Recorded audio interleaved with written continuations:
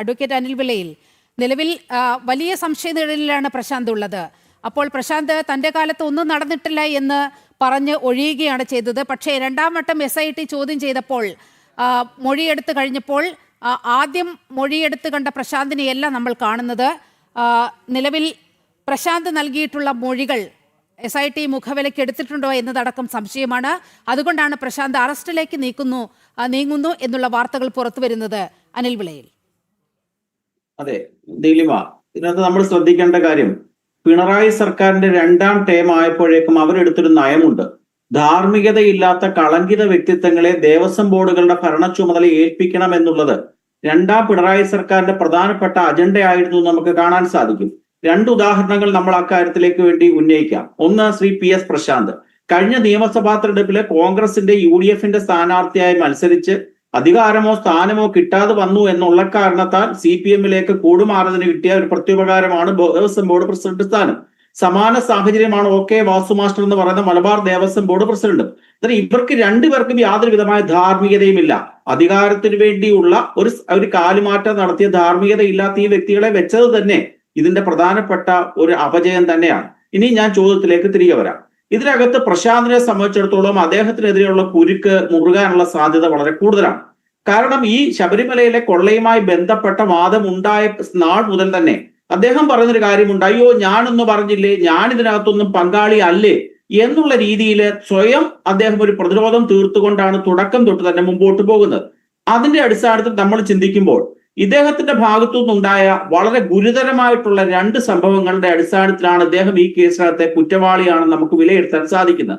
ഒന്നാമത്തേത്, ശബരിമലയിലെ കട്ടളപ്പാളിയുമായിട്ട് ബന്ധപ്പെട്ട വിവാദത്തില് അദ്ദേഹം ഒരു എസ്റ്റിമേറ്റ്, അദ്ദേഹത്തിന്റെ കാര്യത്തിൽ എസ്റ്റിമേറ്റ് തയ്യാറാക്കി. ആ എസ്റ്റിമേറ്റ് തയ്യാറാക്കുമ്പോൾ സ്വാഭാവികമായിട്ടും ദേവസ്വം ബോർഡിലെ പ്രധാനപ്പെട്ട ഒരു ഉപവകുപ്പായിട്ടുള്ള മരാമത്തിനെ അറിയിക്കണം. ഈ കേസുമായി ബന്ധപ്പെട്ട് എസ്റ്റിമേറ്റ് തയ്യാറാക്കുമ്പോൾ ഒരു ദേവസ്വം സ്മിത്തിന്റെ സാന്നിധ്യം മാത്രമേ ഉണ്ടായിരുന്നുള്ളൂ. ഒരു മരാമത്ത് വകുപ്പിലെ ഒരു മുതിർന്ന ഉദ്യോഗസ്ഥൻ പോലും ആ മഹസർ തയ്യാറാക്കുമ്പോൾ ആ എസ്റ്റിമേറ്റ് എടുക്കുമ്പോൾ അവിടെ ഉണ്ടായിരുന്നില്ല. അത് ഈ പ്രശാന്ത് മനഃപൂർവ്വം സൃഷ്ടിച്ച കാര്യമാണ്. രണ്ട്, ശബരിമലയുമായി ബന്ധപ്പെട്ട ഏതു തരത്തിലുള്ള നിർമ്മാണ പ്രവർത്തനങ്ങളായിക്കൊള്ളട്ടെ, ഒരു ഇല അനങ്ങണമെങ്കിൽ പോലും ദേവസ്വത്തിന് വേണ്ടി ഹൈക്കോടതി നിയോഗിച്ചിട്ടുള്ള ദേവസ്വത്തിന്റെ സ്പെഷ്യൽ കമ്മീഷൻ അറിയുക തന്നെ വേണം. ഈ കേസിനകത്ത് ജയകൃഷ്ണൻ എന്ന് പറയുന്ന ജില്ലാ ജഡ്ജിയായിട്ടുള്ള സ്പെഷ്യൽ കമ്മീഷണറെ അറിയിച്ചില്ല. മൂന്നാമത്തെ അദ്ദേഹത്തിന്റെ ഭാഗത്തുണ്ടായ വീഴ്ച, ദേവസ്വം മാനുവൽ അനുസരിച്ചുകൊണ്ട് ശബരിമലയുമായി ബന്ധപ്പെട്ട ഏത് നിർമ്മാണ പ്രവർത്തനങ്ങളും ഏത് മെയിൻ്റനൻസും നടക്കണമെന്നുണ്ടെങ്കിൽ ശബരിമലയുടെ പരിസര പ്രദേശത്തോ ശബരിമലയുടെ ആ ക്ഷേത്ര സന്നിധിയിലോ വെച്ചായിരിക്കണം. ഈ മൂന്ന് കാര്യങ്ങളും പ്രശാന്തിന്റെ കാലഘട്ടത്തിൽ വീഴ്ച ഉണ്ടായി. ആ വീഴ്ച മനഃപൂർവ്വമാണ്. എന്തിനു വേണ്ടിയുള്ള മുന്നൊരുക്കമാണ് ഈ മൂന്ന് കാര്യങ്ങളും? കൊള്ള നടത്തുക. എന്താണ് ദേവസ്വം ബോർഡ് പ്രസിഡന്റ് ആവാനും മെമ്പർ ആകാനും എന്താണ് രാഷ്ട്രീയക്കാർ കടിപിടി കൂടുന്നത്? അവിടുന്ന് കിട്ടുന്ന നിസ്സാരമായ ഓണറേറിയമോ അവിടുന്ന് കൊടുക്കുന്ന ഒരു ഇന്നോവ കാറിലുള്ള യാത്രയോ ഒന്നുമല്ല. 2 വർഷക്കാലം കൊണ്ട് ഉണ്ടാക്കാവുന്നതിന്റെ പരമാവധി ഉണ്ടാക്കുക എന്ന് പറയുന്ന പ്രധാന ലക്ഷ്യം കൊണ്ട് തന്നെയാണ് ഇവരൊക്കെ തന്നെ ഈ ബോർഡിലേക്ക് പോകുന്നത്. ശ്രീ സതീഷ് വസന്ത് പറഞ്ഞൊരു കാര്യമുണ്ട്, ഇദ്ദേഹത്തിന്റെ കാര്യം, ശങ്കർദാസ് പ്രസിഡന്റ് പറഞ്ഞപ്പോ അയ്യോ പാവം പ്രസിഡന്റ് പറഞ്ഞതല്ലേ എന്നും പറഞ്ഞു ഒപ്പിട്ട് കൊടുത്തു എന്ന് പറഞ്ഞു. അങ്ങനെയാണെങ്കിൽ അതിന്റെ മുകൾ കടകിലോട്ട് നമ്മളൊന്ന് പോകണം.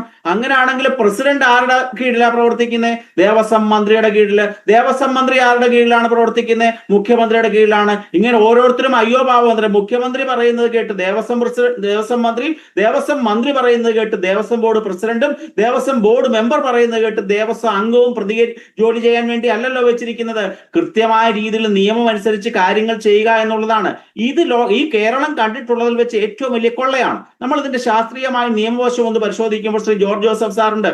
ഏകദേശം ഒരു വാല്യൂ അനുസരിച്ച് 4.25 കിലോ സ്വർണമാണ് ശബരിമലയിലെ ഈ കൊള്ളയിൽ കൂടി ക്ഷേത്രത്തിന് നഷ്ടമായതെന്നാണ് വിലയിരുത്തൽ. എത്രയാണ് പിടിച്ചെടുത്തത്? അതിന്റെ 10-1 400 ഗ്രാമിനടുത്ത് മാത്രം സ്വർണമാണ് നാളിതുവരെ SIT റിക്കവർ ചെയ്തെടുത്തത്. ശ്രീ അഡ്വക്കേറ്റ് സതീഷ് വസന്ത് പറയട്ടെ, തെളിവ് നിയമം അനുസരിച്ചുകൊണ്ട് ഈ ഗോൾഡ് ഇൻഗോട്ട് ശബരിമലയിൽ നിന്ന് നഷ്ടപ്പെട്ടതാണ് ഈ പിടിച്ചെടുത്ത സ്വർണമെന്ന് ഏത് രേഖയുണ്ടായി? ഒരു രേഖയുമില്ല. മെറ്റീരിയൽ ഒബ്ജക്റ്റുകൾ പിടിച്ചെടുക്കാതെ ഈ കേസ് എങ്ങനെ മുമ്പോട്ട് പോകും? ഒരു ഒരിക്കലും സാധ്യമല്ല.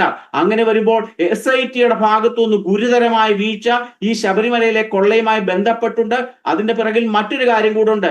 ഇതിനകത്ത് 5 പ്രമുഖർ കൂടി അറസ്റ്റ് ചെയ്യപ്പെടാനുണ്ട്. ഇതിനകത്ത് ദ്വാരപാലക ശില്പവുമായി ബന്ധപ്പെട്ട 3 പേരും ഈ കട്ടളപ്പാളിയുമായി ബന്ധപ്പെട്ട 2 പേരുമുണ്ട്. ആരൊക്കെ ആവാൻ സാധ്യതയുണ്ട്?